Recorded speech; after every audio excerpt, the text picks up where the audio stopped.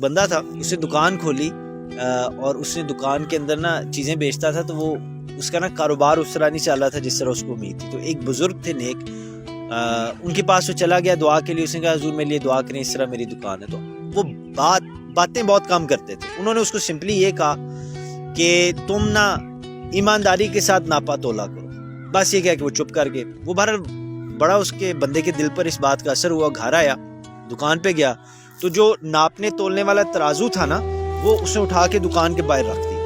اب اس نے جب دکان کے باہر رکھا تو جو بندہ بھی اس کی دکان سے کوئی چیز اٹھاتا، باہر جا کے اس کو وے کرتا اور اپنی مرضی سے جو پیسے بنتے وہ اس کو پکڑا. اب کئی بندے کم دیتے تھے، مگر کئی بندوں نے پورے دیے، اور کئی بندے ایسے بھی بیچ میں تھے جو اس کو زیادہ بھی دے جاتے تھے.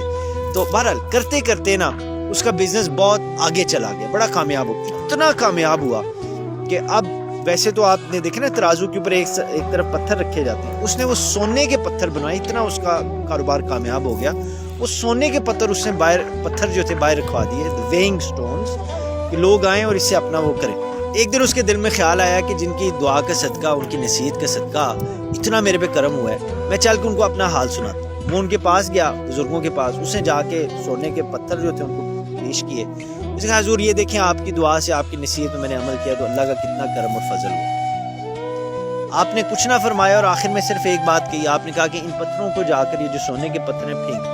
بس کہہ کے چپ کر گئے. وہ بندہ پریشان ہو گیا، اس نے کہا کہ یہ پتہ نہیں مجھے کیوں کہہ رہے ہیں. بہرحال وہ اٹھا، اس نے اسی طرح جا کے دریا میں پتھر پھینک دیے اور دکان پہ چلا گیا. کچھ دن گزرے، دریا کے کنارے پر پتھر جو تھے وہ سونے کے وہ پڑے ہوئے تھے.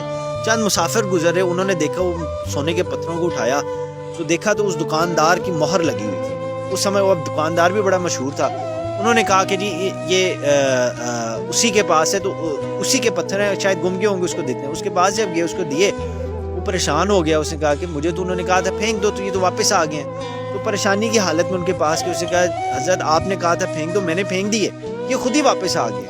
تو آپ مسکرائے، وہ جو بزرگ تھے، اور مسکرا کے انہوں نے کہا یہی تو تمہیں سمجھانا چاہتا ہوں کہ جو حق حلال کی روزی ہے اس کو پھینک بھی دو گے تو کہیں نہیں جائے گی، وہ واپس آئے گی. اتنا بڑا یہ سبق ہے. تو آپ ایمانداری کے ساتھ اللہ پر بھروسہ کر کے اللہ کو راضی کرنے کے لیے with all honesty جو بھی آپ کا کاروبار ہے، حلال حق حلال کا، اس کو آپ کریں اور انشاءاللہ تعالی وقتی طور پر سیٹ بیک آ بھی جائے، مگر آپ آگے بڑھیں انشاءاللہ تعالی کامیابی آپ کی ہوگی میرے اللہ کے فضل و کرم.